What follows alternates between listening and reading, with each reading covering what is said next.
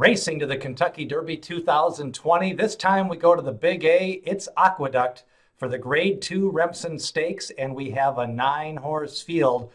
And should be some wide open betting in this race. The morning line favorite is 3-1. We also have a 7-2 and a 4-1 on the morning line. And I'm not even sure which of those three horses might go favorite in this spot. Don't forget, hit subscribe and ring that bell for notifications so you get notified of all racing videos leading up to the 2020 Kentucky Oaks and Kentucky Derby. Back to the 9-horse field, we start at the rail, and we've got Chase Tracker. Chase Tracker is 7-2 on the morning line. Todd Pletcher trained, and a nice win to debut, a 3-length victory for the son of Verrazano. Then went up in class and ran into a monster in Independence Hall that day. Independence Hall, of course, won by 12 lengths, and he's one of the top 3 favorites in the winter book for the Kentucky Derby. Chase Tracker will face a lot less pace pressure this time, and the fraction should be slower, and that may allow him to stretch out and utilize some of that lemon drop kid breeding on the mare side. This is his 3rd lifetime start, so I expect an improvement from his last race, and he should be in the mix late. Meanwhile, the morning line favorite is Forza d'Oro, and you have to take a couple of ways of looking at that last race. He was 4-5 after losing to Adjawad in his debut race after stumbling at the start a little bit. Finished second in his debut, then was bet down to 4-5, and that was a small field, and he was a huge favorite. Didn't have to do any running early because it was a slow pace, and then they quickened home. It was a slow early, fast late, and he was just the best sprinter. He is by Spacetown out of a hard-spun mare, so it's definitely a little bit more speed and win early in the pedigree. Although I did like his win in that 2nd lifetime race, a 1 1/8 in his 3rd lifetime start could be asking a little bit too much for the son of Spacetown.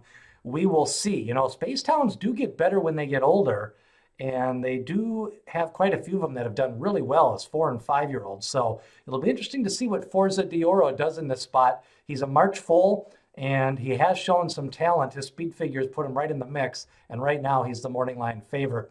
Meanwhile, Cleon Jones is the son of Tala the Cat, got some quiet American speed on the female side.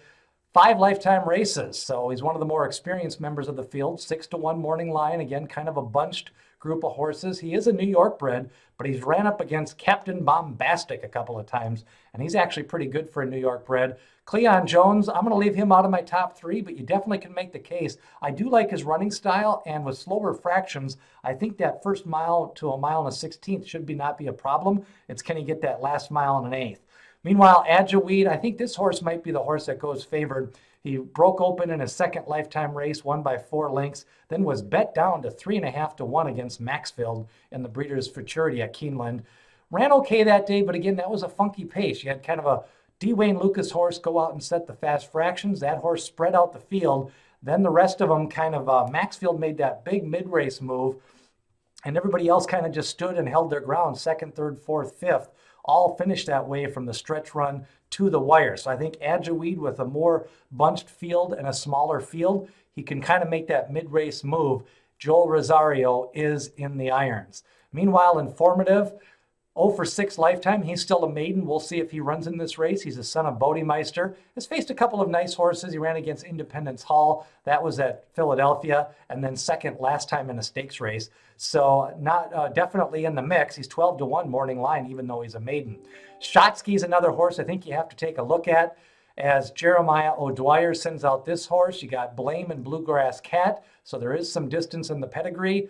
A $25,000 bargain buy here, and ran at Churchill Downs the last time, kind of made a mid-race move against Silver Prospector and South Bend. Definitely one to keep an eye on. At 15-1, he's probably one I would use in the exactas and trifectas.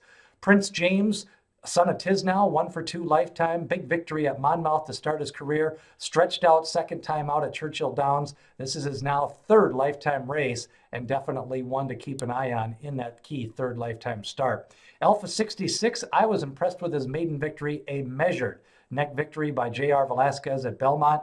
Last race out, he faced Tiz the Law, and now he stretches out, going 1 1/8 with John Velasquez. First crop of Liam's map, and I think Alpha 66 is going to be the biggest contender for Forza d'Oro. Meanwhile, a men's rounds out the field. The son of Uncle Mo, Claude McGahee, Shug McGahee, getting back in the mix here. You get the cherry cap and the black stripes of the Phipps stable. 12-1 morning line, and this horse busted out a maiden win, 4 lengths the last time out. That was at Belmont. He's had 5 weeks off. Should fit good in this spot as he tries to make a winning debut as he goes up into a stakes race. So the favorite is Forza d'Oro. I think Chase Tracker is also going to take some money, and you may want to consider Adjuweed. I'm going to pick in this spot, I'm going to go with Alpha 66. I think that was a kind of a better than looked race in the Champagne. I thought he was kind of caught in the middle. He had the 2 front runners going out in the speed duel, and then when Tiz the Law made that wide move, Alpha 66 just kind of had to get pressed early going into the turn. I think if he can wait a little bit longer, I think that stamina could show up. And I also think in his 3rd lifetime start, he could improve just a little bit more.